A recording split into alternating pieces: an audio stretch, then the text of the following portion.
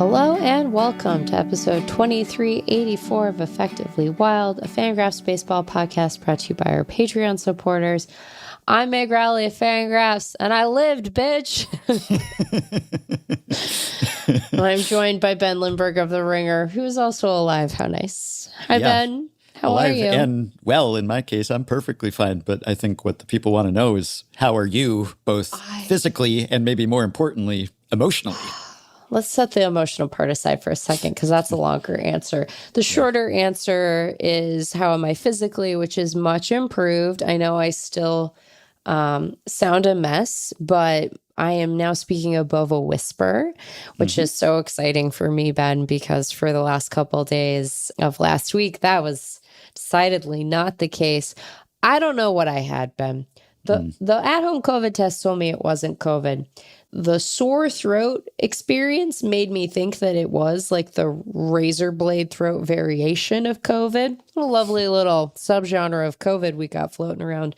I don't think adults should have fevers. You know, I don't think children should either, to be clear. I'm not trying to say anything unkind about young people, because if fevers suck, I know they have a purpose, but it's not right that adults have fevers. That feels like stuff you should grow out of, like being picky about food or a belief in Santa. So would I have preferred to work rather than have my Wednesday and Thursday completely detonated by a steady 102-degree fever? I would have. I would have rather have been working. And I like my job, so part of that's not surprising, but also working is working. And this time of year, working a lot. So it sucked pretty bad. I have thought a lot about swallowing in the last week and a half. I've been really aware of that physical process in a way that was kind of scary at times, candidly. But here we are.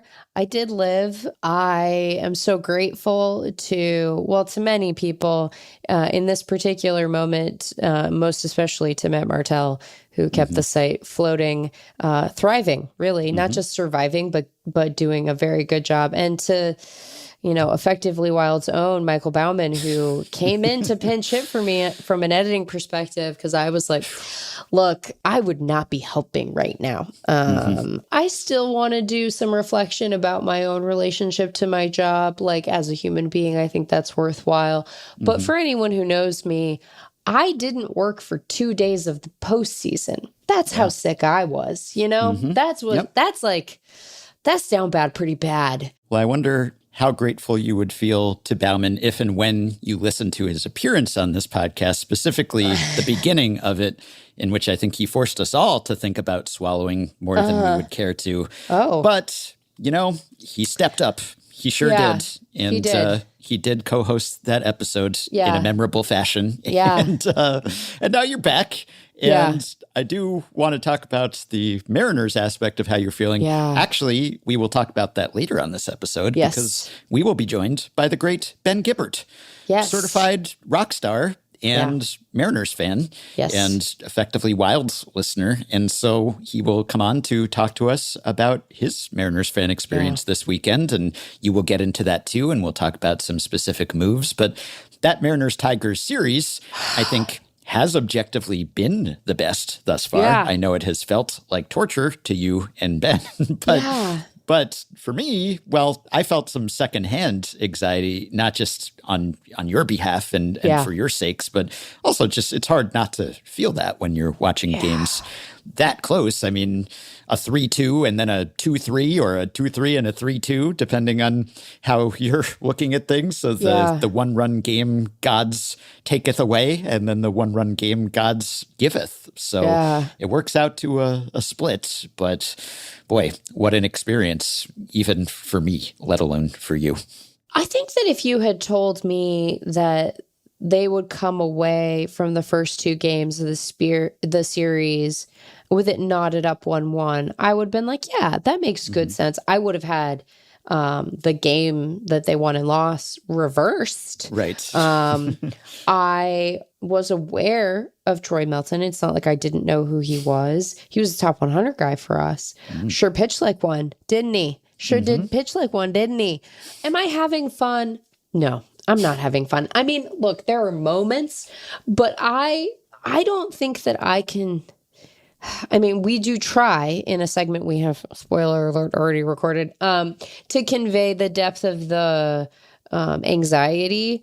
I think the part of it that I was not prepared for, and granted, like the Mariners were in the postseason in 2022, but my main feeling in that year was like, this is kind of gravy. I didn't think they would go super deep. And I mean, I did believe in that rotation. I thought they could be frisky, Ben. I thought they could give some people some trouble.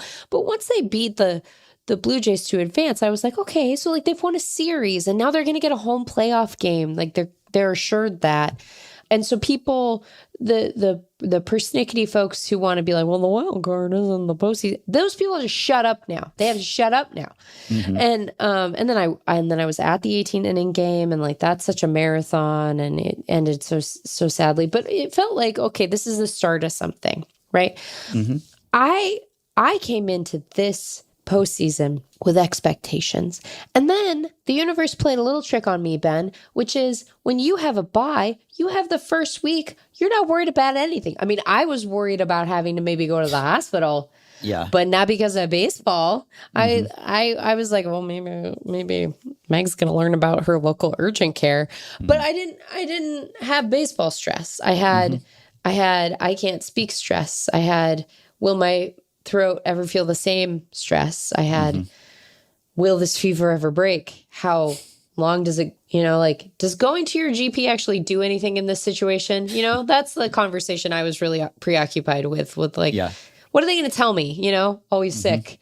It's probably a virus. We can't do anything for you. You don't have little dots on your throat, so it's probably not strep. So, get some sleep, rest. Right, get some have sleep, fluids, etc. I have never been better hydrated than I was last week. I drank. Okay, we are going to talk about baseball. I'm working my way back, so everyone's going to just like bear with me for a second. I'm going to admit to something embarrassing, and then it's going to have a point. It's not going to be a good point, but it is going to have one. I'm not a weirdo about Stanley Cups. And look, those of you who are, you're like, that was judgmental. I know, but I'm not wrong. You, in your heart, you're being weird. It's a reusable cup. Like, you need one of those, like, and I know we all have more than one in the same way that we all have more than one tote bag. But like, relax out there. Part of why it's good is that you're reusing it. And so you're not doing plastic. And then you have like 50 of them. What do you think that's accomplishing? Like, anyway. And I had a little bit of an attitude about Stanley Cups because I was like, this is dumb. This is camping gear. Why are we so excited? Yeah, you've come around. Well, okay. So then what happened was 2 years ago, I had one advertised to me that was lovely looking. It was this like beautiful, deep jewel tone green, like a dark green. It made me think of the forest. I think I've told this story. And so I bought it. And then that was the only one I bought, that was it. And that was a 30-ounce one. That's also important to this story.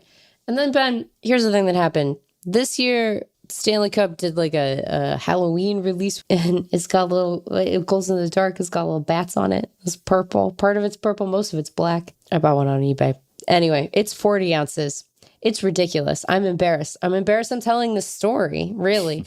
But it's 40 ounces. I was like, this is too big of a cup. It's pretty cumbersome, candidly. It's heavy. The cat knocked it over on Saturday and like spilled a bunch of it because they're not watertight, They're not. Like, this is the other flaw. It's like, this is like a very precarious, heavy implement to drink. But I did buy it. And then I think I drank on an average day last week, like 4 of them, maybe 5, because it being cold felt so good on my throat. And so I was like, sorry, this is too much information. My pee was so clear. I was like, I am so sick, except for this part of my body, which is in the best shape of its life. Never in better shape right now. My kidneys are like, you're doing great, girl. We love you. All of that to say, it's been stressful. And, oh, right. Now I remember this story. Much like the constant need to pee that I had last week, I think the part of this that I was ill prepared for, especially after my week off of stress about baseball, but stress about, maybe dying, was it's so relentless. It's just the gaps in feeling better are so narrow, like in that game Sunday. Jorge Polanco hits his first home run off of Tarik Skubal. And I say out loud in my living room, Jorge Polanco, who I've never said anything bad about before. Perfect baseball player, best in the game, beautiful man, never said anything bad about that guy ever in his life. And somewhere God was like, I heard it though. And like he did it, and it was so improbable. But then here's the thing that happens, Ben. They make the third out, and then they have to pitch again. I know. And you're immediately back to being afraid because the briefest reprieve you can imagine. It's so brief, and particularly when you're facing Skubal because, you know, he gave up those 2 runs, but he's so good. They're quick innings a lot of the time with him, you know?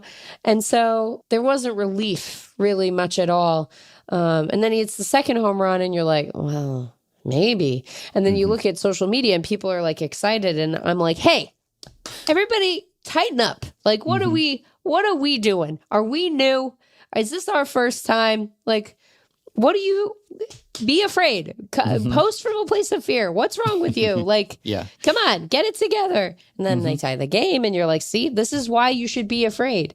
Because now all of you were disappointed. And you know who's not disappointed? Me. I mean, I am, but I also am like, I was ready. I was prepared for that.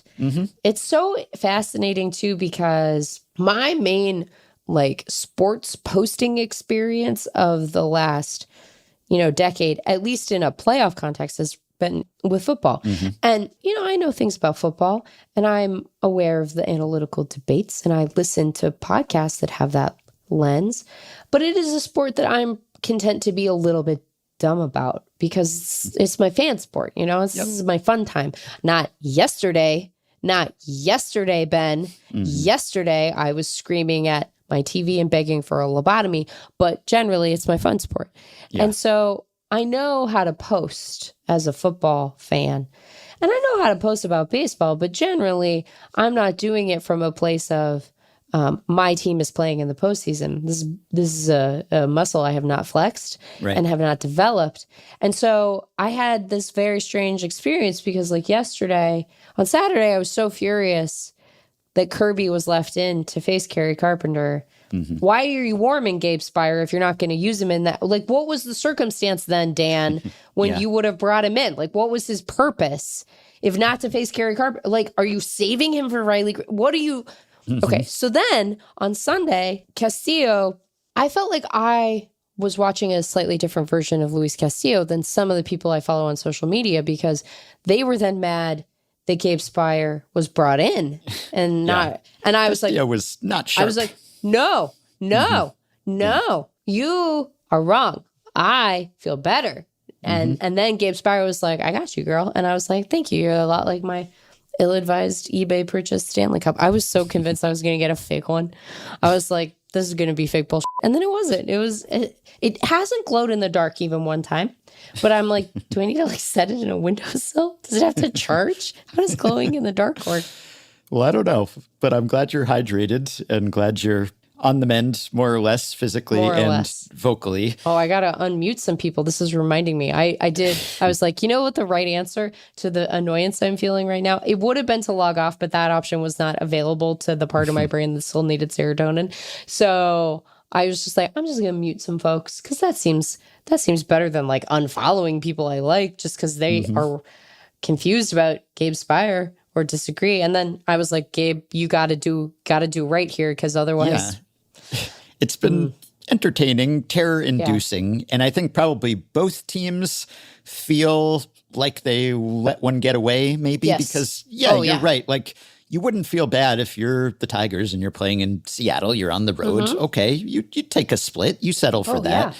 Except when you win the first one and then you've got Tarik Skubal going in game 2, you're thinking, okay, we can steal this whole away series here and we can go up 2-0. Yeah, and then have another Skubal game in the holster. Whereas if you're the Mariners, okay, you feel totally down in the dumps after the first game because that felt winnable. That felt like it was somewhat squandered.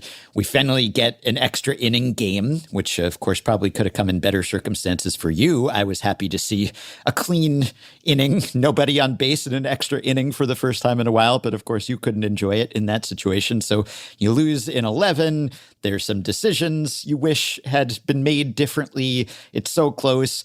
And then, of course, you're thinking, well, it could well be over here because we're going into Scoople in game 2 with Scoople again waiting in the wings a couple games away. Yeah, those were things I was thinking about. I was like, this is over. This is done. Right. They're done. So you managed to pull that one out and you even the series, and suddenly you feel like, ooh, okay, now we kind of got away with one. And so the scales are balanced sort of. And, you're almost never actually going to hit Scoople hard. So it's going to come down to, can we scratch across a few runs maybe? Can Jorge Polanco suddenly hit a couple solo dingers? And then of course he suddenly can. He's the best player in baseball, Ben. Of course, yes, as you've consistently said.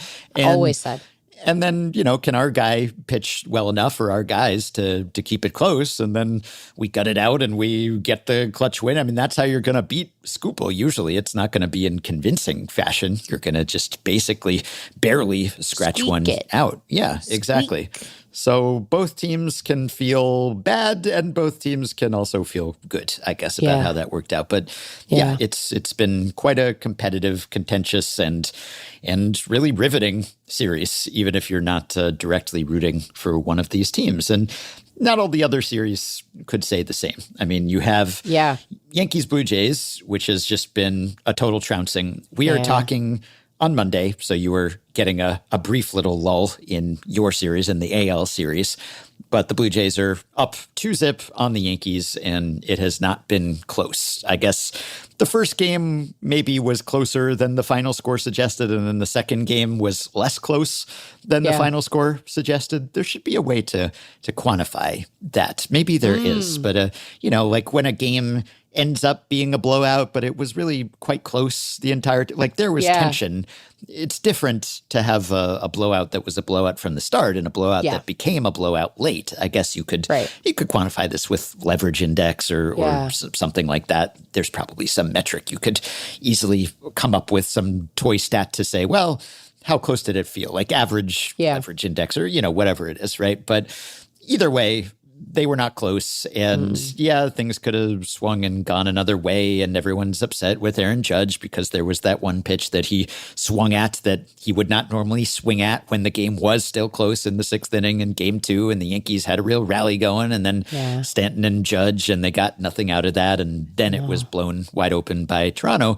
I feel good for Blue Jays fans just because they haven't won a series yet, but they've won multiple games. And that's multiple more games than they had won in previous postseasons with this core. And to see Vlad just doing what he does on this big stage, that's been exciting to see.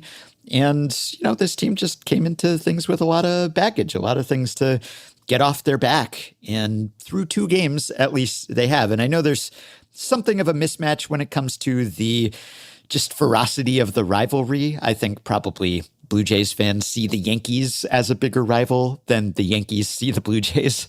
But nonetheless, I think to really get that October monkey off your back a little bit, to some extent, at least winning a couple games, and to do it against the Yankees and to make them look bad and embarrass them, that's got to feel good for the Blue Jays and for Blue Jays fans, whatever comes next.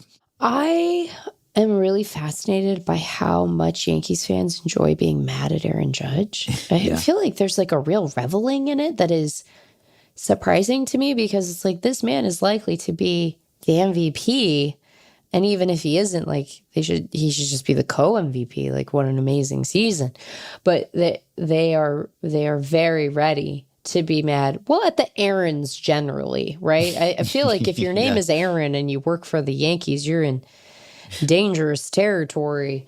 I would have liked for the first 2 games in that series to be more competitive. I do think that you're going to get at least one, like, team gets kicked in the mouth kind of situation. Like, you're bound to have one of those series every time. I was surprised, for instance, that the the Brewers scored so many runs against the Cubs.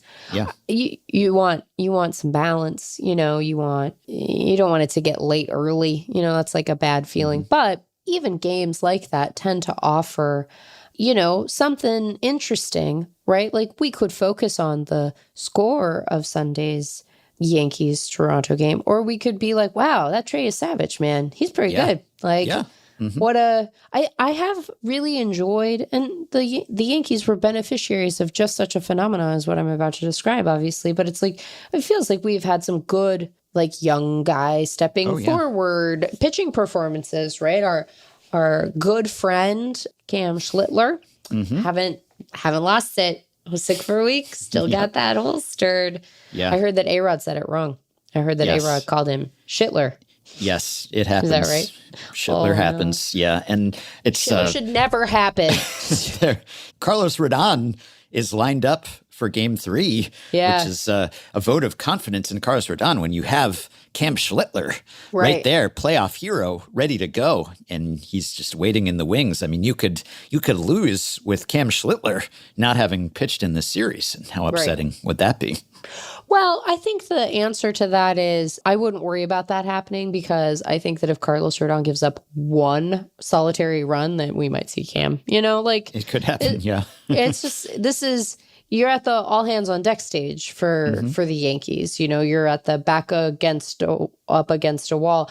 Really, the stage you're in if you're in New York, and obviously this might end up being true for various teams after today's action, but you're in the part of the postseason schedule where your managers start borrowing future time at exorbitant rates, because you can't worry about tomorrow. You can't worry about your Aaron Boone. You can't worry about tomorrow, Aaron. There's only today, Aaron. That's all that exists. Because if you don't win today, tomorrow, Aaron, he's just a guy who's waiting to talk to disgruntled media members because they had booked a bunch of travel, and now it's got to all change. You know how much time logistics takes? It takes a lot of time. So, you can't worry about it. Do you need Cam Schlittler for Game 4? Who cares? If Rodon's getting bombed, you just got to bring Cam in. Yes. Carlos Rodon, very good pitcher, to be clear. I'm kind of kidding. I'm not trying to doubt Rodon. I think Rodon is good. He's had a great season. But I just mean that, like, you're on a knife's edge, Yeah, and this was something I wrote about and I think mentioned on the podcast last week. Just even though this was a good year on the whole for old pitchers and some of these rotations are pretty old, I did highlight the young guys, the first-year pitchers who really did play a prominent role on their staffs after the days they debuted, which in some cases was very recently, right? Like Trey Savage was brilliant and, 5 1/3 no-hit innings, and Schlittler was great. And even Connolly Early, he was pretty good. Like, he was obviously overshadowed by Schlittler, but for a few innings there, he was matching him 0 for 0. And then, things went wrong and he kind of got BABIP'd and defense let him down and everything. But given the circumstances, he was fairly impressive, I think. And so we were deprived of seeing Parker Messick in these playoffs because the Guardians got bounced before he could pitch. But between those guys, maybe we'll see Chad Patrick pitch at some point. Yeah. And Cade Horton is waiting in the wings potentially if he heals and if the Cubs advance. But yeah, Trey Savage, it's a tough assignment. Like I mentioned on the pod last week, Chase DeLauder being pressed into service, making his major league debut in the playoffs. I didn't care for that. I didn't care for it, Ben. I thought... Yeah, we've seen that before. He was the 6th player, I believe, to make his major league debut in the postseason. But it was not just that. It was also that he had not played, period, for months because he was out with hamate surgery. And he hadn't played center since the previous season. So that was a lot. Yeah. I know that you've already talked about this, so forgive me. I just have to emphasize this point. I understand the appeal of getting DeLauder's bat into that lineup. I understand why you look at what you got, which is not very much when it comes to offensive production as a club, and you say, our best chance for positive variance on the offensive side of the ball comes with Chase DeLauder. And maybe he'll be good enough to give Meg time to work out the lovely parody song that's been haunting her since he started his pro career. Been trying to make it work, and I can't get the meter right. I should have bothered Ben about this. No, I shouldn't have. Good boundaries, Meg. Yeah. I understand all of that. And he is an easy guy to root for because he has just been so snake bitten by injury. It has been such a problem. He keeps getting hurt. It's like he's the prospect who was promised and we're not getting him. And like, okay, I get the case, but then have a guy DH. Like putting him in center field is insane. It was insane. And then they kept cutting to his family. And I was like, I need to know less about what these people look like. I need to see less of the DeLauters because it was almost so bad. I'm like, you're not putting this young man in a position to succeed. And like, I'm sure that Chase DeLauter has made a plenty stern stuff. He's faced disappointment before. Like, I get it. But I was so furious for him. I was upset. And then like that first play happened and I was like, well, what did you expect? Yeah, that was Put that was Quan rough. there for God's sake. Like, it would be better with Quan. Yeah, that was the secondhand cringe there was strong, I felt, for him. And he rebounded, and he even had an outfield assist later in the game. And probably they know what he's made of in his makeup, and they figured he could handle it. And he seemed to handle it fine and won't be psychologically scarred from this forever, hopefully. I'm sure he will have nightmares about that moment for the rest of his life. I certainly would. Then again, I'm not a professional athlete, so you never know. But no, this is a product of the Guardians' position player weakness and their expectations for him. But that is a lot to put on him. And we got a question from Aaron, Patreon supporter, who is not one of the Aaron's Yankees fans are mad at. I believe this Aaron is a Guardians fan. And he said Chase DeLauter just got his first major league hit, or did he? His career average will be 0 on opening day next year, bird bones willing. I'm assuming he gets 2 first career MLB base hit balls. I looked up Alex Kirilloff. Looks like he got his first hit in the playoffs as well. And it's clearly his first major league hit. I mean, this counts. If anything, it should count more. I know that we treat playoff stats differently and we kind of cordon them off, but it's absolutely his first major league hit. It's just not his first regular season hit. And also, I wouldn't say that his batting average will be 0 on opening day. I would say his batting average will be undefined. He won't have a batting average. He won't have one. Yeah, unless and until he goes hitless that day. So yeah, it's a moment that hopefully he will be able to look back at and not suffer flashbacks to for the rest of his life. But, we're seeing this with the starters too. And we got a question from another Patreon supporter, Articuno, who asked about Trey Savage and whether this was the fastest anyone's ever gone to their first postseason start, essentially, because he was such a recent arrival, and he really was like the best Blue Jays pitcher down the stretch, but it was just 3 appearances, 3 starts. Yeah. And so the question was, he made 3 appearances before a postseason start. Is that the lowest ever? And of course, Sarah Langs had the stat that he will be, or is now, the 3rd pitcher to make a postseason start within his first 4 MLB appearances, including playoffs, joining 2 Rays pitchers. Matt Moore did this memorably, 2011, ALDS Game 1, and Shane Baz, 10 years later, 2021, Game 2.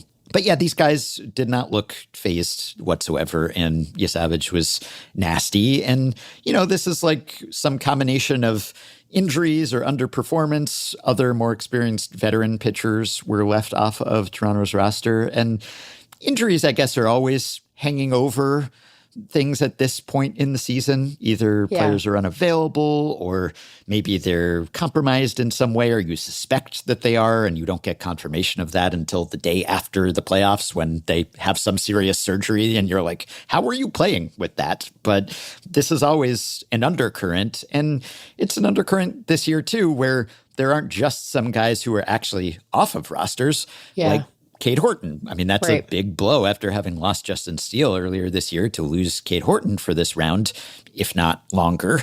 And Brian Wu for the Mariners, right? There was some hope that the bye week would let him come back, and he threw off a mound, but just wasn't quite ready yet. Yeah. So there's that kind of case where someone is just off the roster and you miss them.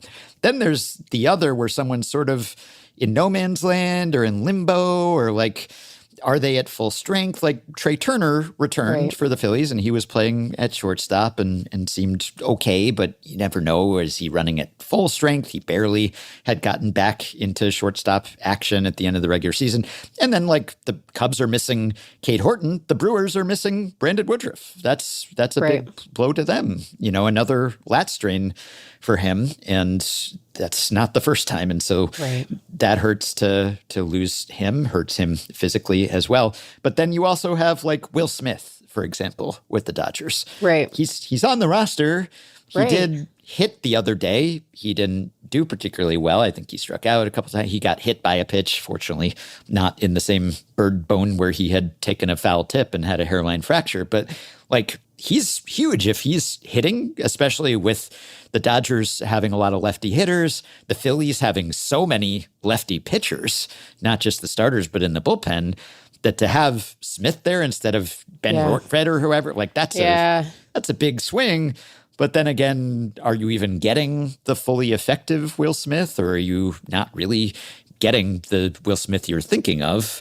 So, but he's not starting Game 2, and it's unclear if he can catch without restrictions and everything. And so that's the kind of thing where he's on the roster, but is he really on the roster? Is this the effective Will Smith that we are pining for, or is that guy gone for now? And those things can really affect a series. Or Jackson Chourio, who's now nursing his own hamstring thing for the Brewers, or, Bo Bichette, who was left off the Blue Jays roster along with Chris Bassett and Max Scherzer. Like, you wish that these rosters could really be at full strength and you could just not have to have any questions about, what would have been if we had had so-and-so healthy. But you could play that game with pretty much any team in almost every season. Yeah, I think that, it's so rare. I can't think of an example really for a team to reach this point on the calendar and have all of their guys, Yeah, it's all relative strength and health. It's, you hope for the best. And so, and obviously not all injuries are created equal either in terms of the potential they have to persist through the entire month, or, like it's different.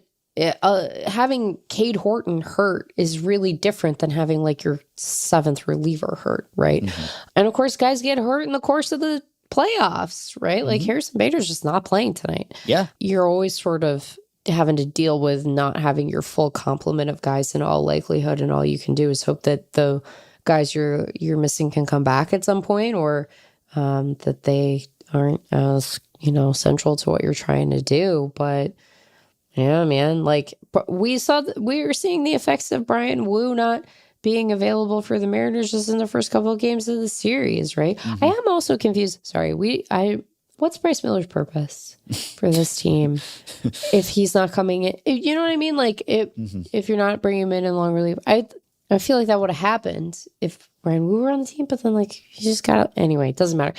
But it is sort of an odd thing where you have to kind of Voltron it together to a certain extent, and hopefully not. Means like a baby of Voltron. That probably doesn't make any sense to have a baby of Voltron. Yeah, I do feel like sometimes teams carry more pitchers than they need to in the playoffs specifically.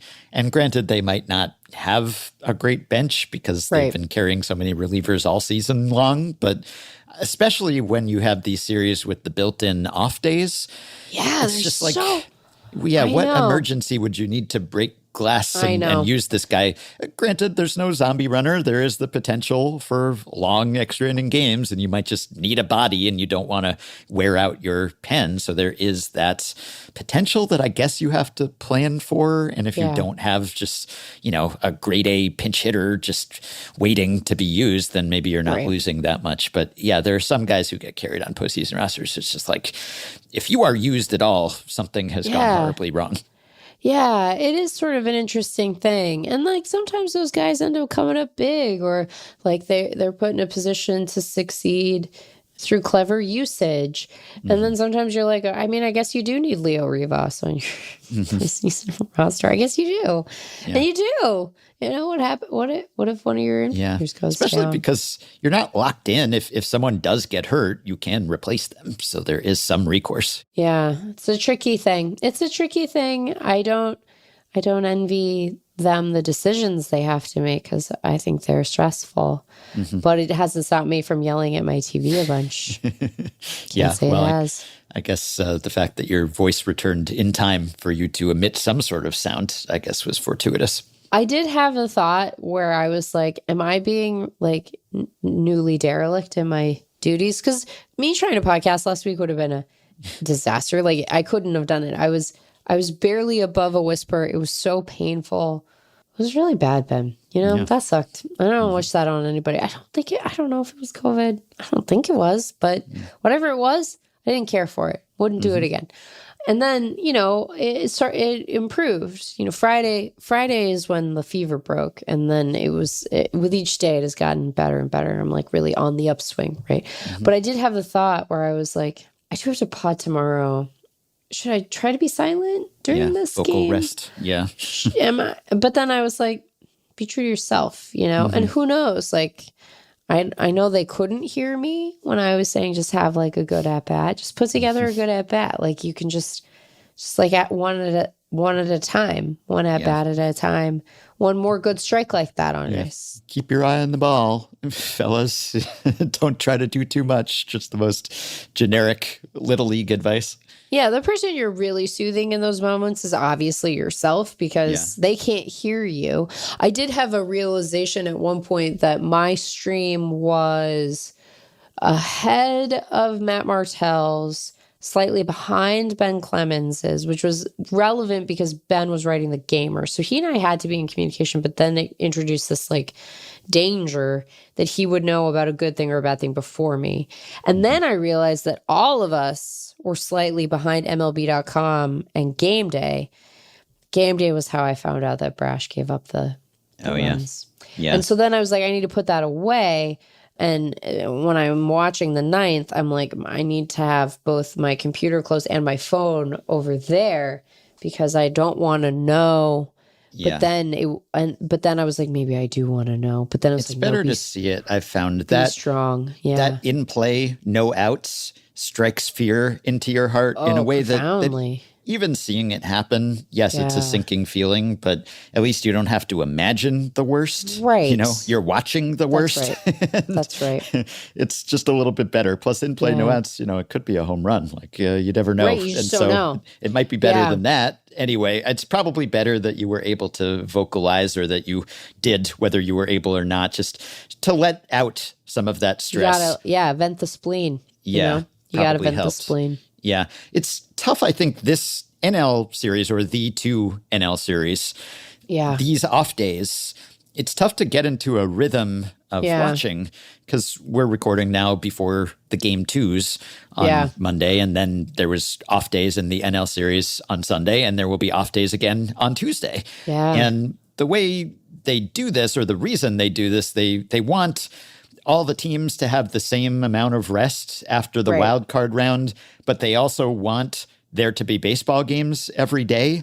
Yeah. And so they stick in that off day for one of the leagues so that they can keep that up. And some people have wondered, is this because of the NFL looming on Sunday? And do they want to try to avoid that? I don't know how serious that is, but it does make it tough to build up some drama, some rhythm. I mean, I guess if you're already on tenterhooks, then you stay suspended on those tenterhooks even longer if you're a fan of the Dodgers or Brewers or Cubs or Phillies. But I feel very relaxed today. So I think the off days are necessary in the fan experience because you can't sustain that. Burn yourself out. But yeah, when you have one game and then the multiple off days, okay, sure, travel days, we get it. But then 2 off days and 3 days, you want to get on with it. Well, and it's not intuitive even as a viewer, right? Because like with the Dodgers Phillies series, I had a brief moment where I was like, oh, I'm like at least a little, I get it, but I also am at least a little surprised they're going to Duran here. But then I was like, of course they are. They're off tomorrow. What does it matter? Like, he's their best guy. Maintain the margin you have and see if you can get something in against. Okay. How excited are you about Roki? Like, what is your, and like, how excited are you letting yourself be about Roki? Because I find myself in a state of internal conflict about the Roki Sasaki closer experience. Because on the one hand, I totally get why, because that bullpen has just been like such garbage lately, and their high leverage group has just like been a disaster. And he has looked good. He's throwing that splitter at the top of the zone. It's working. It's working really well. No, it's been nasty. There's triple digit heat, and he was great both in the minors and the majors at the end of the season in relief. It's a limited number of outings, and we saw him struggle so much at the start of the season, and even seemed to struggle with his reaction to his struggling a little bit. And so it is also anxiety inducing. If you're a Dodgers fan, I guess you're probably thinking, well, better than Blake Trinan, or, better than Kirby Yates, better than Tanner Scott, whoever else would be out here. We might as well roll with it. And it's a great story for Dodgers fans, at least if he harnesses this and it is actually good. If you're a Dodgers hater and you've been saying all season that they have broken baseball, well, the Roki Sasaki signing did not seem consequential for most of the season. If he comes back and actually helps them, say, win another World Series, then you kind of have the last laugh on that, I suppose. And, it is, they really have to finesse their way through this because they just don't have dependable late inning regular reliever options. And so it's, can you go with Glasnow, who they pitched and, he wasn't great, but to put Glasnow in at a time when I think it makes sense because he wasn't going to start for a while. He hadn't started for a while. Might as well use him. I've always been a fan, at least in theory, of the using the starter on the throw day gambit. And sometimes you can fall in love with that and maybe overuse it. And probably the Dodgers specifically have done that.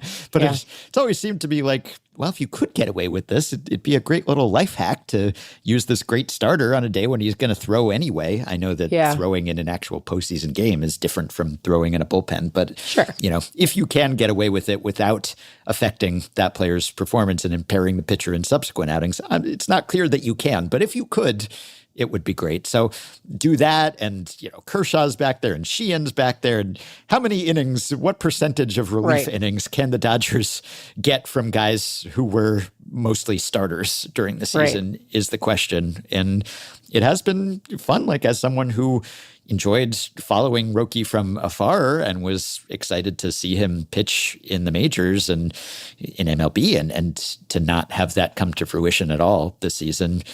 Yeah, I'm still a little scared because, will the command problems manifest themselves? Can this actually continue? But so far, he's looked great. Yeah, it's been exciting. It would be great if it could persist. I will be so fascinated to see what kind of off-season work he gets up to with them. When he just has a full normal off-season where he's not doing the free agent song and dance and he can just, it's going to be fascinating. Yeah, and Passon had a piece at ESPN about his road to relief and how that happened. I'll link to that on the show page. But really, there wasn't that much to say probably about that initial Brewers-Cubs game and the Blue Jays we talked about. I do think that the Blue Jays, of course, it's easy to say after they put up a bunch of runs in back-to-back games, but they do have that quality that the Astros often had during their recent run of they can make contact, but also hit the ball hard. Or they can hit the ball not hard and then hit a home run anyway. And that works out too. That Ernie Clement home run made no sense. Just no sense. Yeah, they definitely had some not putting a charge into one and it working out anyway for them. But also they did hit some balls hard. And that is something that they've been able to do this season pretty impressively is not only strike out less than any other team and hit for a high average by these standards, but also can actually hit the ball hard. So it's a little bit different from the Brewers. I often compare the Blue Jays and the Brewers, and they're somewhat similar in that they don't strike out a whole lot. The Blue Jays are more extreme in that sense, but they didn't hit for the kind of power that the Blue Jays did. some Brewers do. But on the whole, the Brewers are much more, let's put it in play and let's get our speed involved and base running, and somehow we will beat out these games or force you to make errors. I don't know how they do it, but they do it. Whereas the Blue Jays, they can make contact, but they can also make really hard contact a lot of the time. And that's kind of the best of both worlds. The only other thing I'll say about that Dodgers game one, obviously Shohei Ohtani's first MLB postseason pitching performance. So he had a rough day at the plate. He had 4 strikeouts and a bunch of looking strikeouts on pitches right down the middle where I wondered what he was looking for exactly. I think there's enough of a sample now to at least strongly suggest that he is not as good a hitter on the days that he pitches, and even maybe the day immediately after he pitches, as he is on other days. I guess maybe the day off helps in that respect for them if there is some fatigue factor there. Yeah. But it was a better day for him on the mound, of course, where he did get 6. He went 6. He got the win, I guess, in the end. He missed a bunch of bats and was let down by his defense, but picked up by his offense, and it was the same guy. And it was Teoscar Hernandez.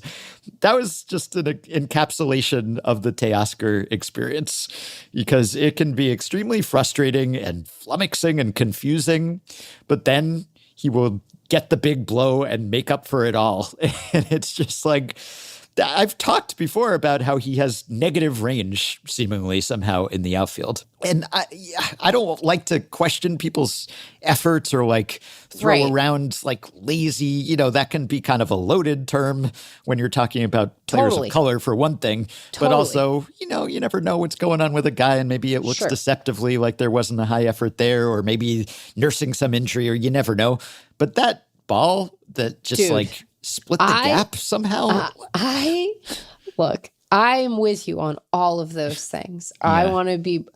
There are times though where it's like, hey, dude, you've got to have some hustle to that, man. That was wild. That was wild times, and I love it. I love it when a guy has just an error, not a play. I don't love it when guys have errors, to be clear. I'm going to finish my sentence. But not a play where there is a question of why are you not demonstrating some urgency with your play? Maybe that's a neutral way to describe it.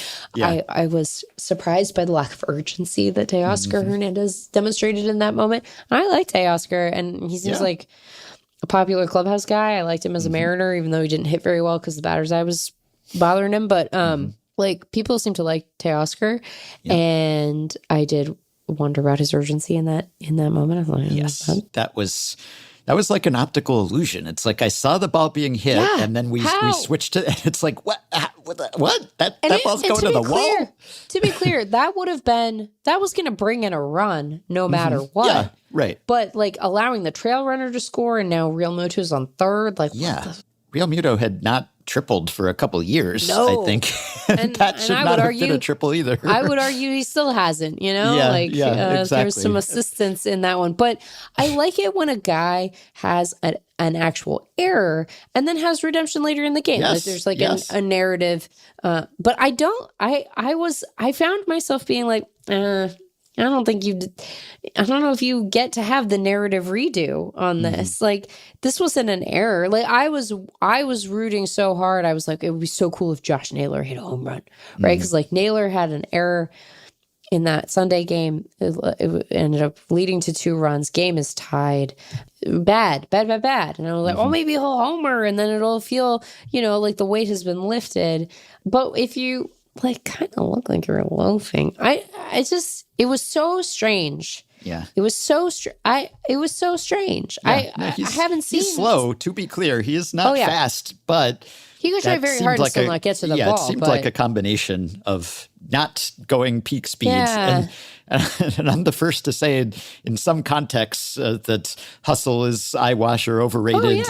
That's not one of them, though. That's you got to go all out in that spot. You got to go all out. I don't know if that was just a misread on his part or what he was thinking, or is he thinking Pahis will have a better player, a better thrower? I really don't know, but that was quite confounding. And then he comes up and he more than makes up for it because he hits a 3-run over.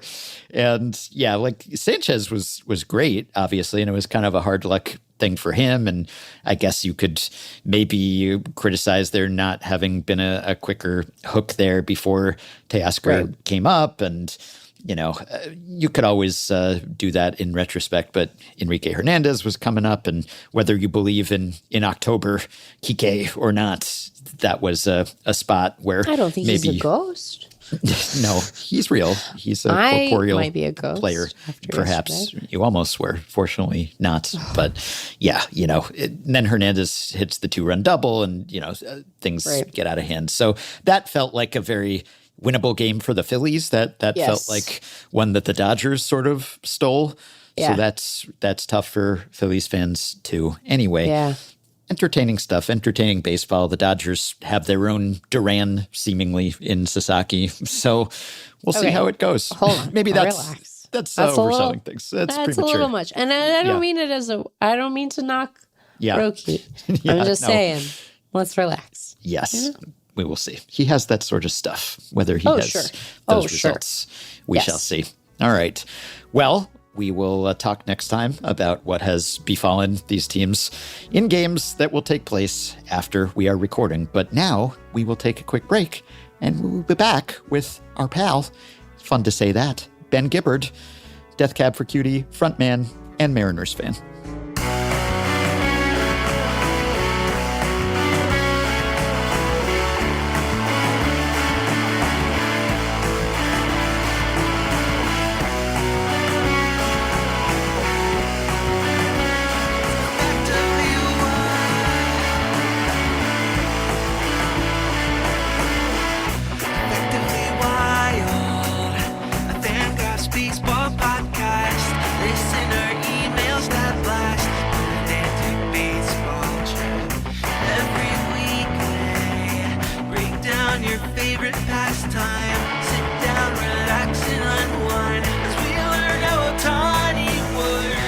Well, Jason Benetti came on last time to talk about the Tigers, so in the interests of equal time, we have brought on someone other than Meg to talk about the Mariners.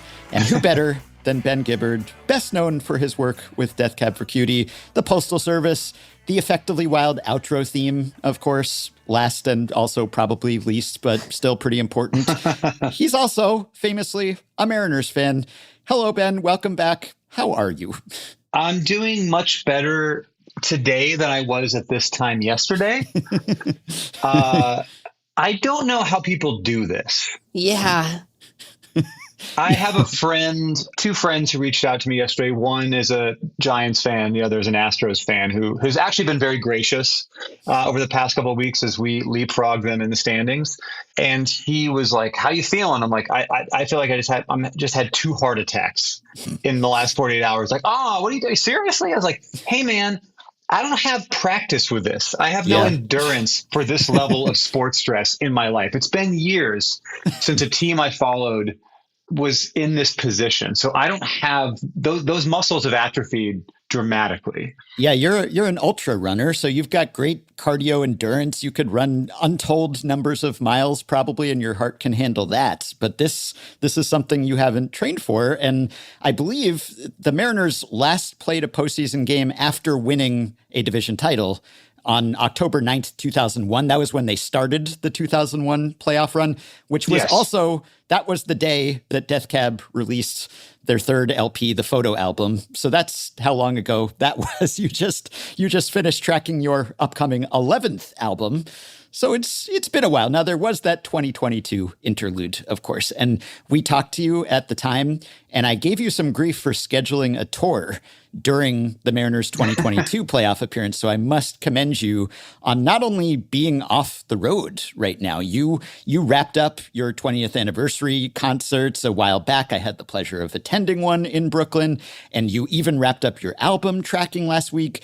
I don't know whether you planned it that way, but you kind of got everything squared away and ready so that you could fully focus on this playoff run. So how do you take in a Mariners playoff game? Are you watching with other people? Are you watching in isolation so they can't see you sweat? How does it happen? Well, I should say in 2001, Death Cab was on tour for the photo album during those playoffs. And it was 2001, so we couldn't just watch the games on our phones, which didn't exist. And also, it was in the shadow of September 11th, so it was just kind of a gnarly period to be out on the road anyways. And in 2022, I was on tour, so I couldn't focus as much as I would have liked on those games because I had a job to do. For example, we had played Austin City Limits. I was watching the beginnings of the 18-inning game on my phone backstage at Austin City Limits. I assumed the game would be over by the time we got off stage. It wasn't. We have dinner plans at 8 p.m. I assumed the game would be over by the time we had dinner. It wasn't. And I found myself just in a hotel room in Austin watching this, real kind of unfortunate for the Mariners, but still exciting playoff game. And in this situation now I find myself in, I have nothing, now that the record is tracked, now that the tours are over for the time being, I have nothing to do but just focus on this, and I don't like it. It's just not a good feeling. And I wasn't expecting to be home at this period because the record was supposed to take a couple more weeks to track, but we got done early. So I found myself back in Seattle this past Thursday. It was kind of too late in the game to call in any favors I might be able to call in to get tickets for these games this weekend. I just felt that wouldn't be a cool thing for me to do. It's literally the hottest ticket in town. Yeah. So I had a watch party at my house. I had a bunch of people over, and a couple of those people brought their children. Those children learned some new words coming out of my mouth. I was doing everything I could to maintain composure and to not scare any of my friends, or specifically my friends' kids, with mixed results. And I think it's just better that I'm inside with people who know me well and that know that I'm not always like this. Because as I'm sure you guys are aware, and anybody listening, this kind of level of high stress sports experiencing it brings out an element of you that you'd rather leave inside. I had the experience yesterday, and I have to confess that I was like, I can go into these games with still some amount of professional remove. And I don't know if being so sick so recently just broke down my defenses, or if that's a convenient excuse for the feral animal I descended into this weekend. But I did have a moment we're recording this on Monday. I did have a moment during yesterday's game after the Tigers had tied it, where I felt like I had sort of transcended my body to a certain extent, because I had the awareness to be like, man, if I weren't a fan of either of these teams, this would be a really great game. I would be like, wow, what an instant classic of a matchup we've gotten here. And then I came back into my body and immediately started yelling at Cal Raleigh to have a good at bat, because your soul met your body, you might say. Yeah. Yeah. Yeah. Sorry. And I just, I feel like I'm like my sister when she's at my niece's soccer games, okay, just a good at bat. Let's just put a good at bat together. It's like, he can't hear you. And if he could, he would give you a look to tell you to shut the up. He's trying to work. It is, how do people do this? I'm going to start eating my hair. And here's the thing. If we get what we want, Ben, there's so much more ahead. This goes on for another month. I had that exact same thought, and I think I might have said almost the exact same thing yesterday. I was watching. So we watched game one at my house. We lost. So there needed to be a change of venue. So we went, because my house is cursed. Right. So we went to my bandmate Nick Harmer's house. We watched there. They won. So, okay, now we watch at Nick's house. That's where we watch it now. We both looked at each other at some point and was like, if this keeps going, I don't know if I can live like this. I don't know if I can live like this. I would like to continue living like this because of what it means, but Conversely, I have a friend who maybe I've mentioned this last time I was on the pod. I'm a very fatalistic sports fan. I'm really not good at this. When they tied the score, I was texting my friends like, well, it's over. They lost. It's like, no, there's more game. It's only tied, but right. I'm such a fatalist. And meanwhile, my friend Torquil Campbell of the band Stars, who is equally as fatalistic as I am, is enjoying his Blue Jays just dog walking the New York Yankees. Yeah. And at no point in either of these games has it been stressful for him at all. He literally told me, he texted me yesterday, this is better than Christmas. And I would really love to have one of those games, preferably a clincher in the next couple of days. But it's the Seattle Mariners, and they are surely not going to make it that easy on me. Yeah. Meg doesn't know this, but you actually emailed me yesterday, Sunday, before the game to say that after what transpired on Saturday and with Skubal pitching on Sunday, if they're down 0-2, I do not know if I can trust myself going in front of a microphone, speaking to the entire internet about the Mariners right now. So we might actually have to table this podcast appearance. So I was rooting hard for the Mariners too in that game even though I don't have as strong a rooting interest as you two. I did want to talk to you on the pod, and fortunately they pulled it out. I really didn't trust myself. I was like, I can't be that guy. That the state of the world at this point does not hold a lot of space for someone like me screaming about his favorite sports team not doing well. That's just really, in the grand scheme of things, not an important grievance. So I too am glad that they won last night for multiple reasons, but also that I get a chance to talk to you guys again. Yeah, I did say to Lindbergh, I was like, are we really going to make Gibbard come on here and talk to us if the Mariners are down 0-2? You're a Blue Jays fan. I had the experience this weekend of like, that the preacher meme where it's like, I've seen what you've done for other people and I want that for me. That was me watching the Blue Jays. I was like, can we please have a 7-run inning? That sounds like fun. That sounds like a good time. I'm curious, Ben, like what was your coming in to, because, they had this great finish to the season. They dethroned the Astros. Not only did they win the West, but they get the 2 seed, they get the bye. What were your sort of feelings about the team, like the day the season ended? Were you, I know you're fatalistic, but were you feeling like, okay, this is a good competitive squad? Or were you saying, no, they'll never get a hit again? Like, what were your expectations entering this gauntlet we find ourselves in? As a Mariners fan, I feel I always have to start at the worst possible outcome and then work backwards. Yeah, into some level of optimism. And where I began the end of the season, which is a weird way of putting it, but on the last day of the season, I was sitting there going, okay, the Mariners have gone 19-5 or something crazy. You guys probably have the numbers in front of you over the last month. Some guy hired a witch. They started winning, this has been a thoroughly enjoyable month of baseball for myriad reasons. Meanwhile, the Tigers have almost entirely collapsed over the month of September.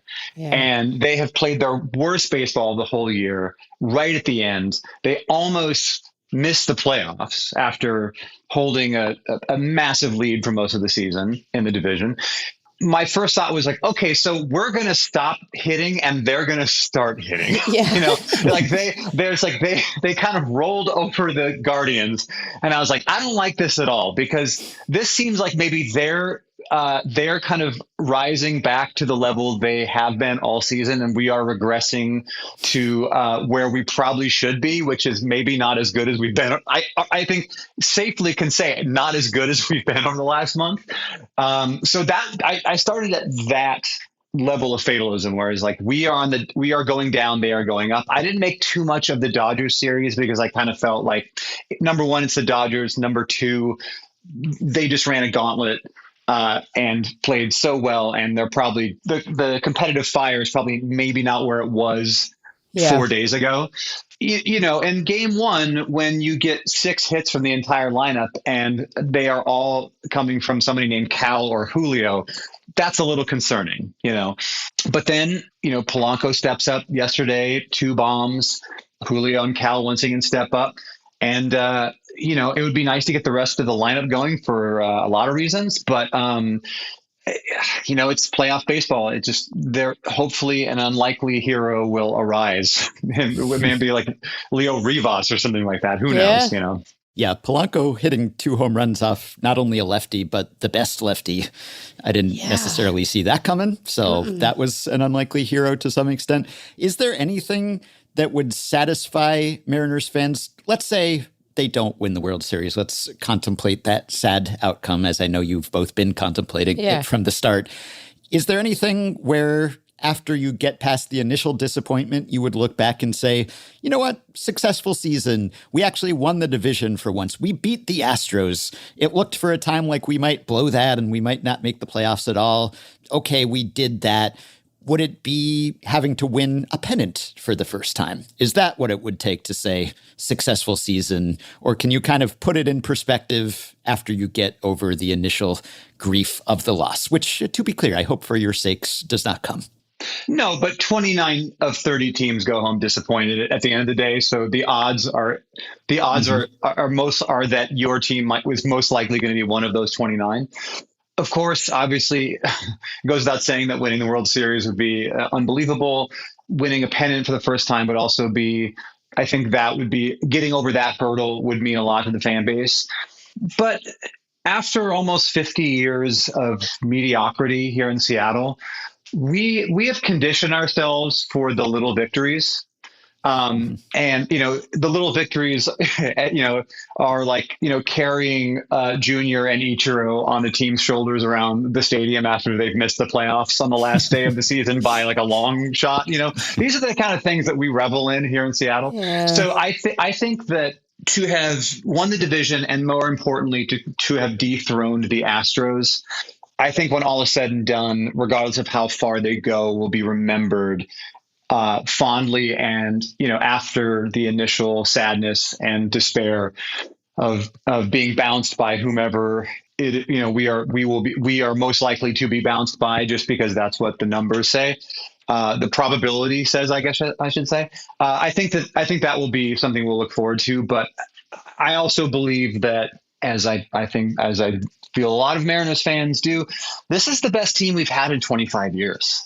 And there are holes, of course, and you would love the pitching staff to be fully healthy and to be firing on the cylinders they were firing on a couple of years ago or even last year.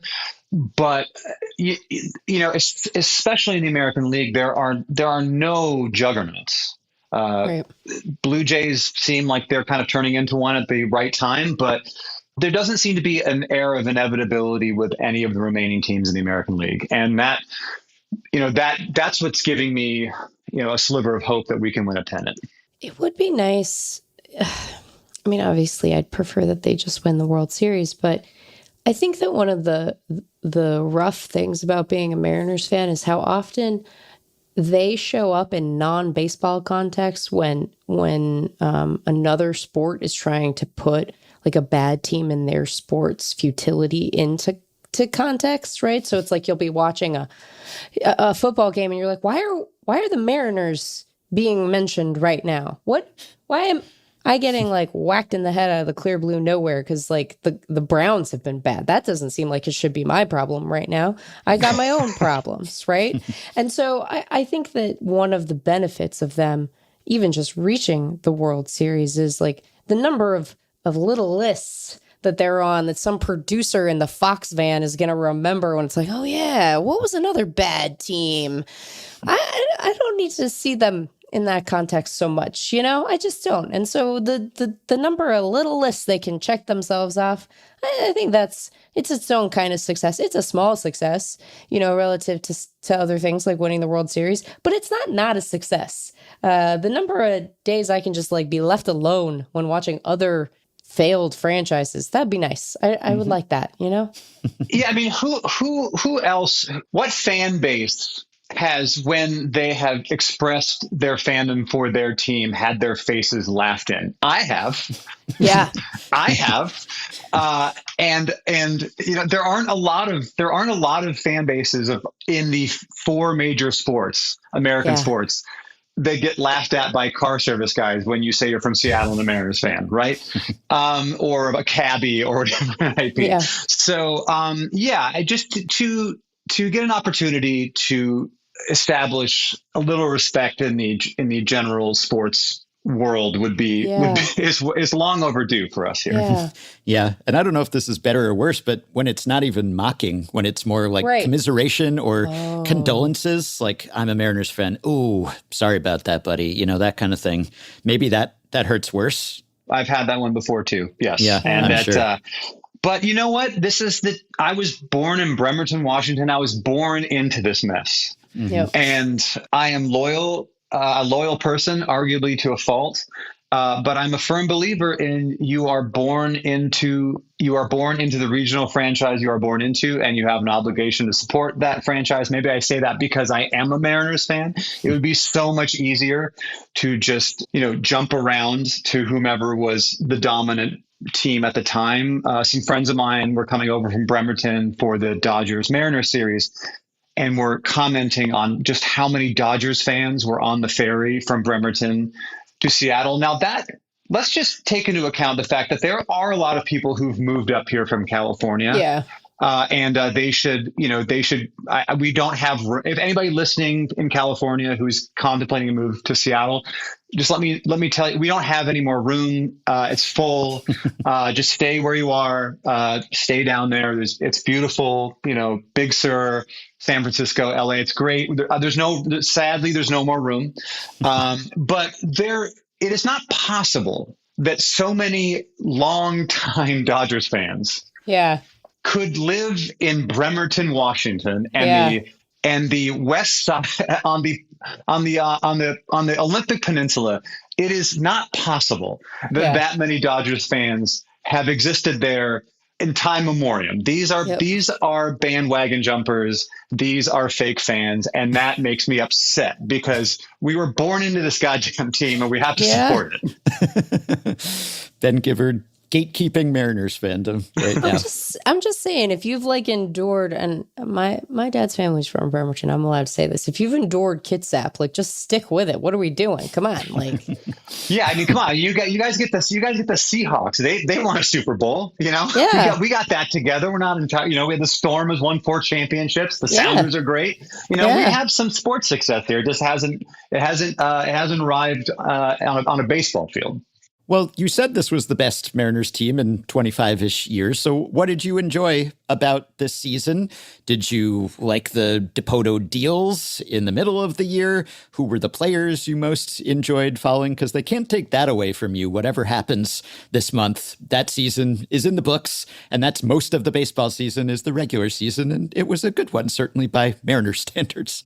I mean, I feel obligated to choose something other than Cal Raleigh's march to 60 home runs and his emergence as a superstar. Mm-hmm. I was a fan of this player before he was on the Mariners, but when Josh Naylor arrived in Seattle, I have some friends who work for the team, and I don't have any influence with the team, but every time Josh Naylor would do something incredible, I would be like, you guys have to sign this guy right now. I'm serious.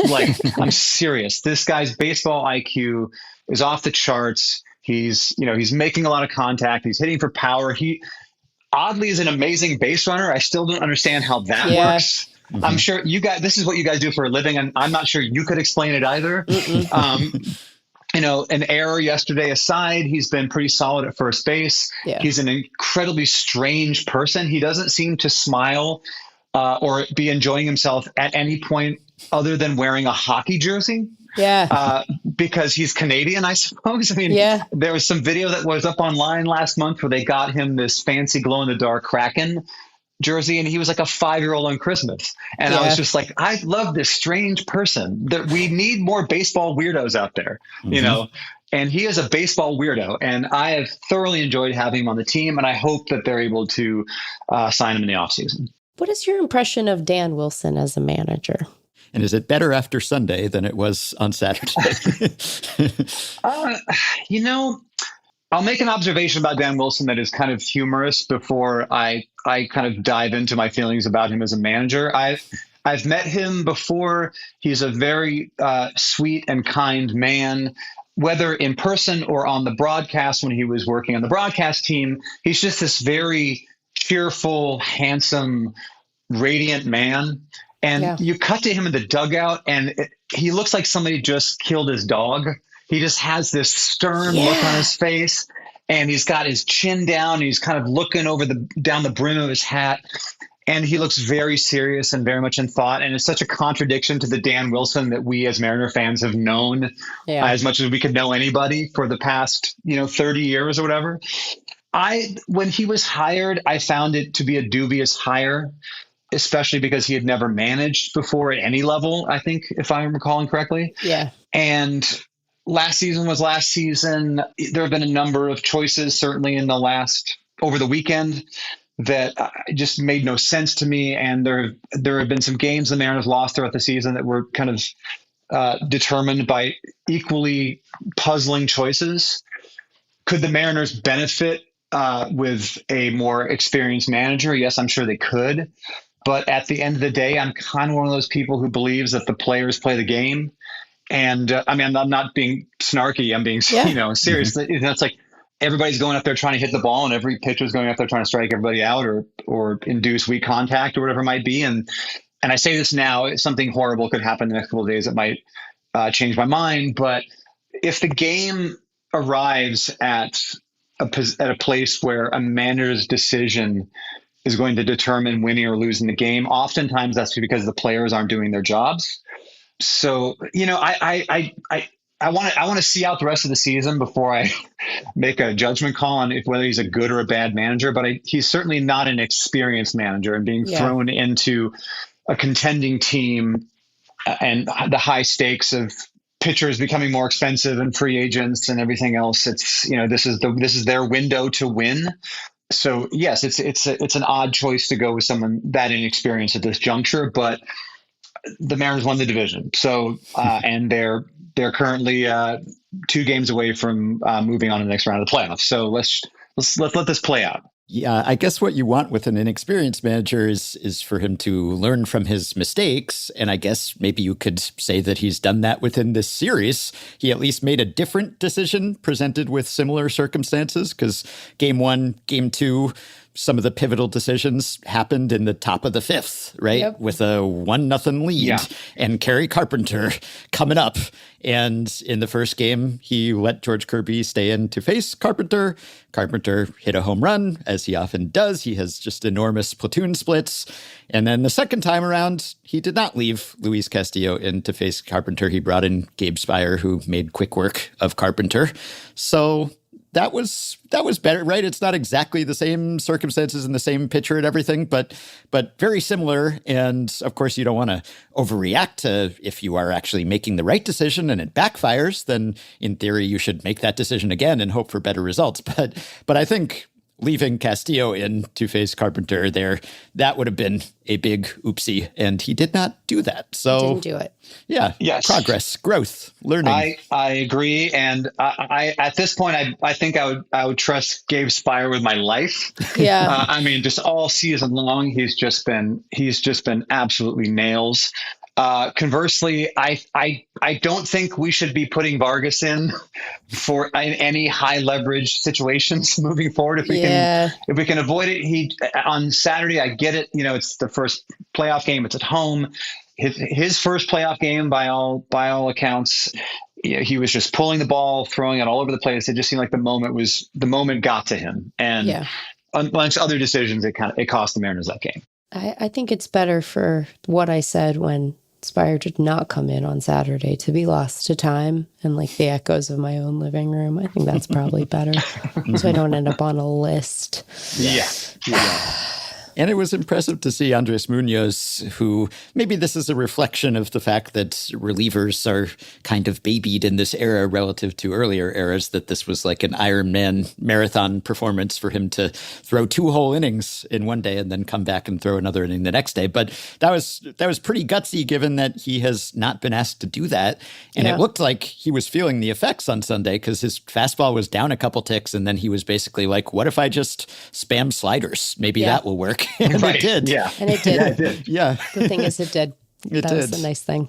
Yeah. It is almost, I do, obviously I want this season to continue all the way to a World Series and winning it. But and maybe I'm just about to say this because this is my team and maybe everybody feels this way about their team. But I have certainly rooted for very unlikable Mariners teams with some very unlikable people. I really like everybody on this roster as far as as much as I can possibly know them and dare I say want to know them. Yeah. So when Munoz gets up there, was put in the game yesterday, a friend of mine works for the team was like, I think we're going with Brash and Munoz tonight. I was like, oh my God, it's incredible. It's like some insider information. This is exciting. If it gets in the game, we're going to see Brash again. We're going to see Munoz. And, by all accounts, Munoz is just a wonderful human being. Yeah. And that makes a player's triumphs even that much more enjoyable. And it makes their failures even that much more painful, And I was just really glad to see Munoz. Well, for many reasons, but as a human being, I was really excited to see him succeed last night. It's probably hard to talk about anything other than the Mariners right now, but is there anything else that has caught your attention in baseball this season? Since we haven't had you on this season, I wonder what else you were tracking, or are there other teams that you would be interested in watching right now if they weren't potential opponents for the Mariners? How was baseball at large for you this year? I'm sure that's heavily dictated by how the Mariners did, which was well, but did you enjoy the rest of the season? I did. I mean, so much has gone on to try to encapsulate in this let's brief amount catch of up. time. Take us back to April. How about May? June? Yeah. I have some very close friends who are Padres and Brewers fans, and I don't believe that you can truly have a second team. And I won't say that I bandwagoned either of those teams, but moving into the playoffs, I was really sad to see the Padres get bounced because my friend who's a Padres fan has been in so many ways suffering kind of the same way that Mariners fans have. Not to the extent, of course, just based on the pedigree and they've been to the playoffs certainly more than we have, and have at least gone to few World Series, but there's a similar level of looking. I think Padres fans have been looking up at the Dodgers for forever. 14 of the last 15 seasons or something like that. 13 of the last 14, something like that. We have been looking up at the Astros for the last 10 years. Mm-hmm. We have been bonded in our underdog status in regards to our sports teams. And so I enjoyed watching them this season. I was glad to get Mason Miller out of the AL West for a while, and also with the I'm really enjoying watching the Brewers, and it was very satisfying to see them. What they did to the Cubs a couple days ago. No offense, Cubs fans, but I feel that if it would be possible to bandwagon a National League team, the Brewers would be acceptable because they are technically a Seattle team. Right. Yeah. They are. They began as a Seattle team. Granted, it was 6 years before I was born, 7 years actually. But one can make a case that as a Mariners fan, if the Mariners, God forbid, are bounced and the Brewers are still in the playoffs, that you can transfer your fandom over to the Brewers, which I plan on doing. Yeah, I did ask Meg about that because I am curious about just karmically who deserves it more, just which franchise is more benighted. Are the Mariners owed a World Series more than the Brewers are? Because the Brewers have been around even longer, but then again, they have won a pennant at least. Like if it comes down to Mariners Brewers, then I guess either way, someone wins for the first time, which is nice for a neutral person to root for. And then if the Mariners lost to the Brewers, let's say, would that be more heartbreaking because, they just got what we wanted all this time. They are just like us and we came so close and we had to watch them celebrate? Or would it be some slight consolation? Because, if we had to lose, at least it was another team that had suffered and put their time in and sort of deserved it and had at least a tenuous Seattle connection too. If we ended up with a Brewers-Mariners World Series and the Mariners lost, I would be gutted. Of course, and I would hate the Brewers, but after a little bit of time, I would hate the Brewers for beating us. But I would know deep down in my heart and eventually come to the conclusion that it is, in my mind, as a fan of a perennial underdog, it is always more exciting. It is always more rewarding to see a team that has never won something win something. Yeah. It just is, or that it had been, like if the Guardians had gone to the World Series and won it, that would be fulfilling. What is not fulfilling and very annoying is seeing that, lo and behold, the Dodgers are at full strength at this very moment. Yeah. And I respect the Dodgers.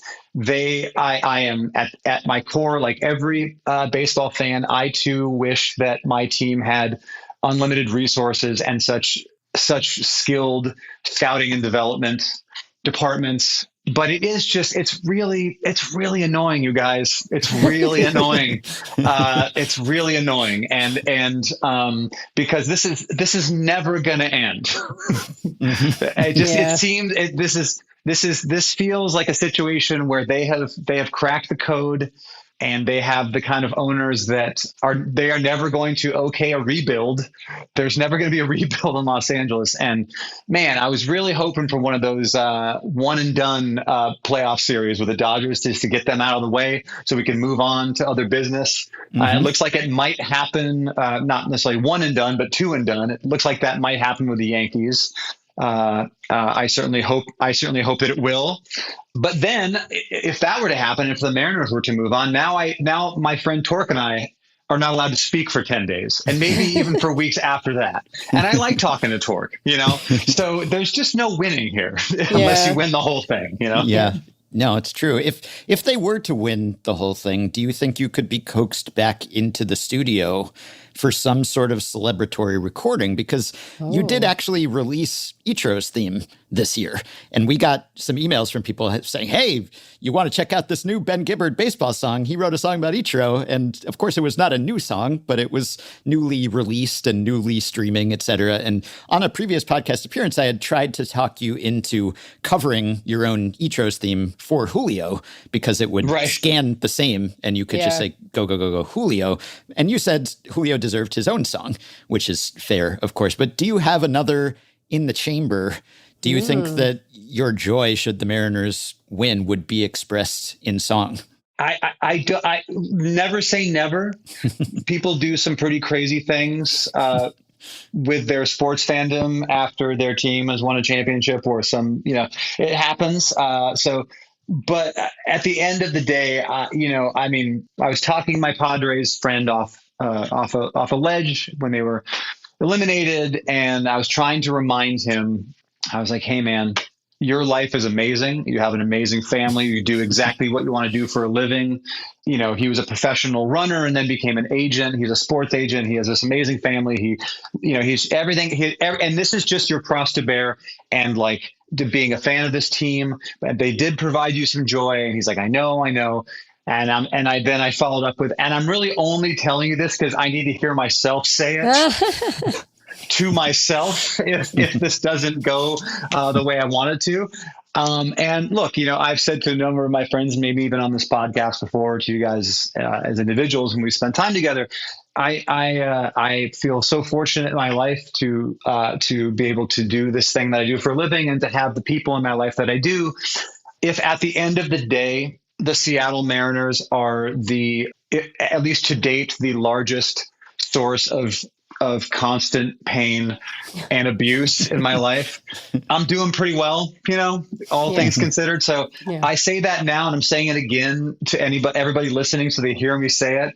But there will be meltdowns, and there already have been, and there will continue to be. And this is just the weird and unfortunate part of being a sports fan. How could something that ultimately means nothing mean so much? It doesn't make sense, and I'll never understand it.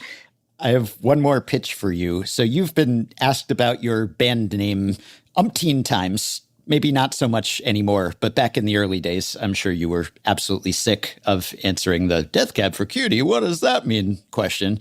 And in one of the countless answers you provided, you said that if you had known that this band would be big and it would be used for almost 30 years now, that you probably would have chosen something else, maybe something more obvious, perhaps. And maybe almost 30 years in, it's a little late for a rebrand, seemingly. But it's not unprecedented. You know, you've got your British Sea Powers becoming Sea Power, your Dixie Chicks becoming the Chicks. So with the 11th album rolling out, what would you say to Death Cal for Cutie? Oh, okay. Or even just Cal for Cutie, if you want to change the initials. You could keep Death and just keep all the merch that you've made already. But what do you think? I think I'm going to stick with what we got here, Ben. I think this is working better for us. And over the course of the next couple days, my goal is just to not do what that guy did we saw it on the internet after the Seahawks lost the second Super Bowl. We call it the bad Super Bowl. When the interception at the 2-yard line, and then he ran through his TV. I don't know if you've seen this footage. He had one of those big projection TVs, and he just did a loop around his living room and just ran through the middle of the TV. And whenever I start getting overly emotional watching the Mariners, I think about that. And I think it's not that important. Don't get this mad. Yeah. I don't think it would help. My primary problem with it is that my mom babysits sometimes when my wife and I go to concerts, and it's nice to have a free babysitter.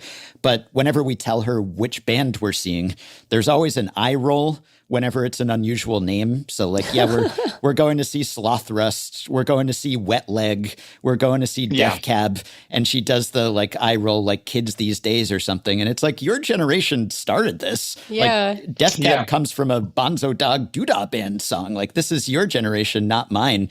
But she's always, given us some lip about the band names or at least a little side eye. And I guess going from Death Cab to Death Cal wouldn't actually help. And probably you should stick with your established brand. But just as a way of expressing your gratitude to one of the guys who got you here. Yeah. Well, I mean, there will be a lot of gratitude expressed in ways that we cannot even begin to imagine if these guys do win a World Series. So let's keep our fingers crossed for that and try to keep our blood pressures as low as possible over the next couple of days. Yes. Please don't have a heart attack for real. Only a sports sort of heart attack. Well, we always enjoy listening to you, whether you are singing about something or talking about baseball, or both in the case of Ichiro's theme.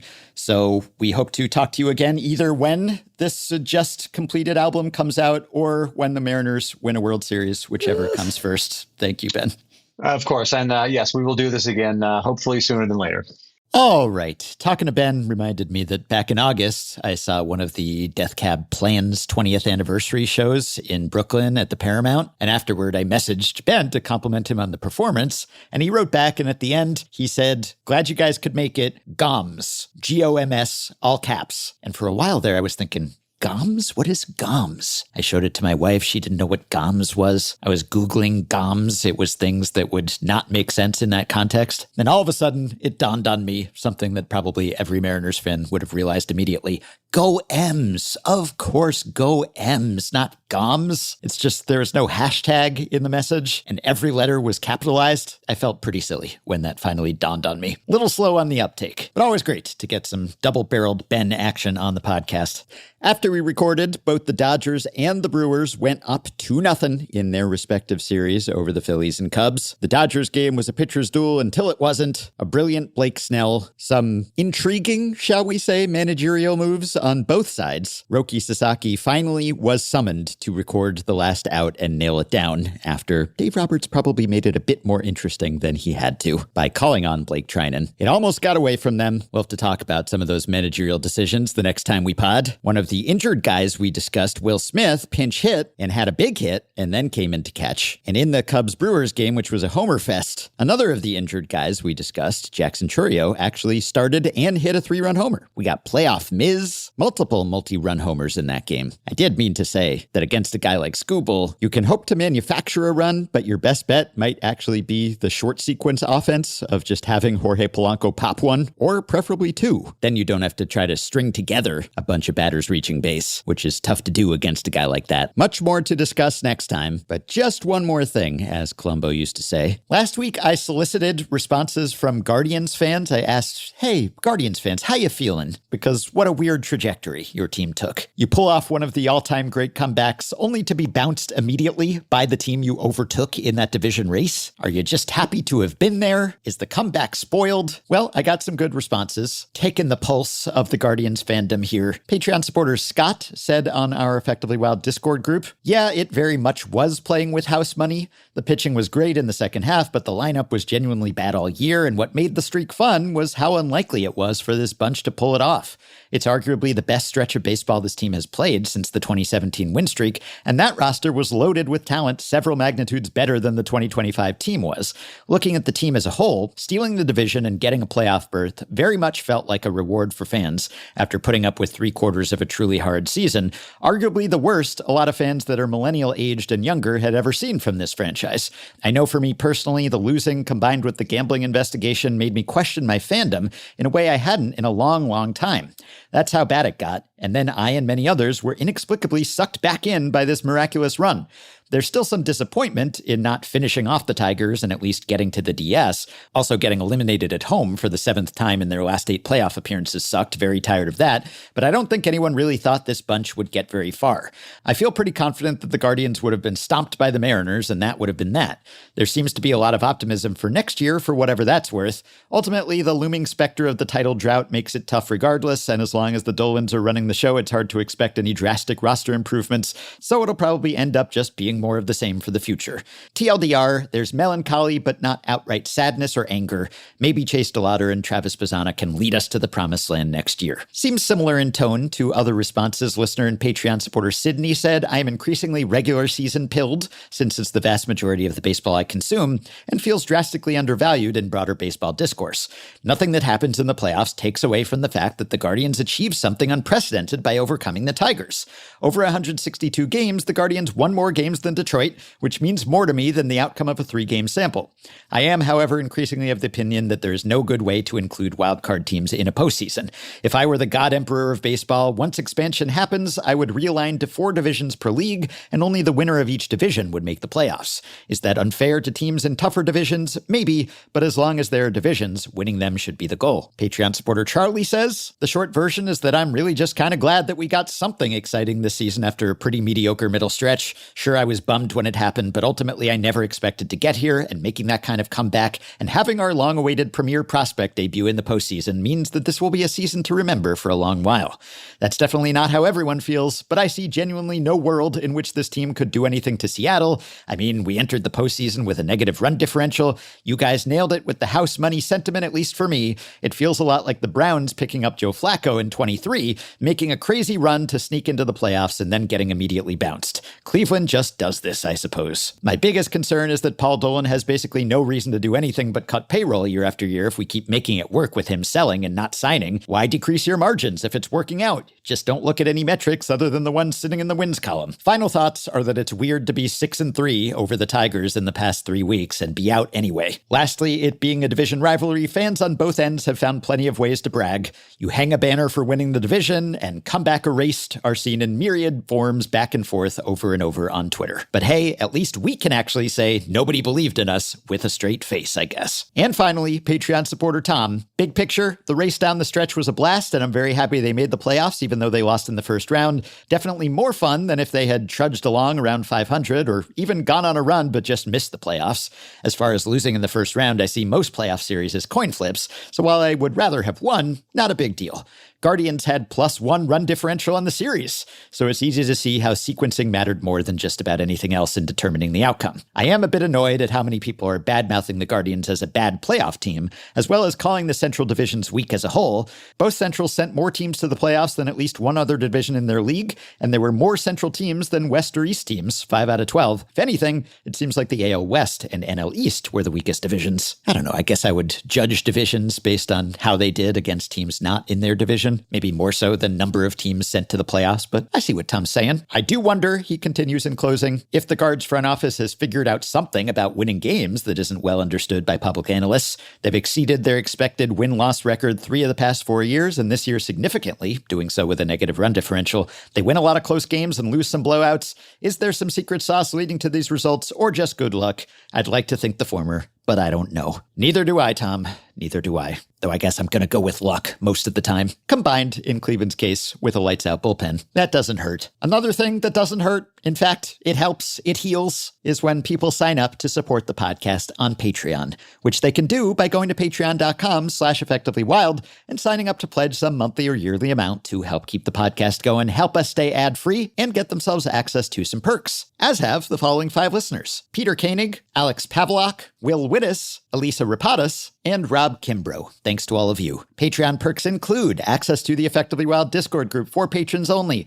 monthly bonus episodes, playoff live streams coming up soon, now that Meg can mostly speak again. Exact timing TBD, stay tuned. Other Patreon perks include personalized messages, autographed books, potential podcast appearances, ad-free FanGraphs memberships, discounts on merch, and more. Check out all the offerings at patreon.com/effectivelywild. If you are a Patreon supporter, you can message us through the Patreon site. If not, you can contact us via email, send your questions, comments, intro and outro themes to podcast@fangraphs.com. You can rate, review, and subscribe to Effectively Wild on Apple Podcasts, Spotify, YouTube Music, and other podcast platforms. You can join our Facebook group at facebook.com/group/effectivelywild. You can find the Effectively Wild subreddit at r/effectivelywild. And you can check the show notes at FanGraphs or the episode description in your podcast app for links to the stories and stats we cited today. Thanks to Shane McKeon for his editing and production assistance. We'll be back with another episode later this week. Talk to you then. If baseball were different, how different would it be? And if this thought haunts your dreams, well, stick around and see what Ben and Meg have to say philosophically and pedantically. It's effectively wild. Effectively wild!